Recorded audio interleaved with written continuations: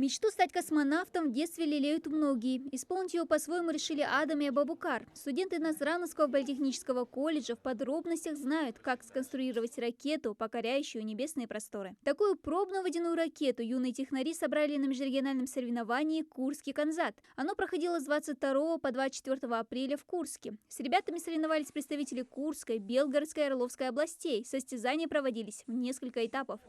Первый этап – это занятия по канзату, то есть строение плат, электронной техники. Второе – это программирование.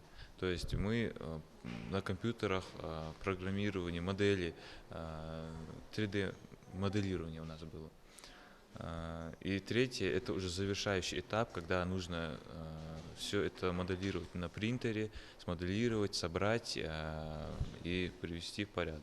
Вместе со студентами Ингушского политехнического колледжа соревновались и учащиеся детского технопарка «Кванториум». Именно на его базе ребята около 2 месяцев вместе с организаторами конкурса дистанционно осваивали введение в ракетостроение. Юным конструкторам пришлось углубиться в изучение физики, математики, чтобы правильно рассчитать траекторию ракеты. Мы собирали на компьютерах 3D-модель ракеты, в компьютере рассчитывали, когда она полетит, как полетит, ее траекторию, корпус, стабилизатор, все рассчитывали, делали 3D-модели. Участники разделились на 2 команды. Абабукар Богатырев вместе с 2 учащимися из Кванториума получил 4-е призовое место, ну а команда Адама – 2-е. По заданию конкурса сконструированная ракета на пороховом двигателе должна взлетать в высоту до 800 метров и преодолеть это расстояние за 2 секунды и 400 метров. Ребята также создали наземный пункт приема данных, оснащенный специальными антеннами диапазона 455 МГц. Пробный взлет ракеты организаторы перенесли на лето.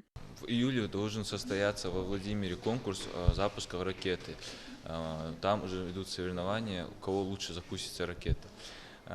Также нам предлагали осенью еще раз приехать в Канзат во 2-ю смену.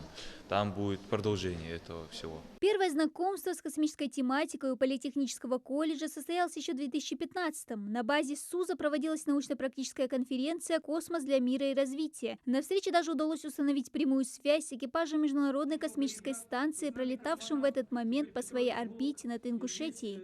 Вы нас хорошо слышите?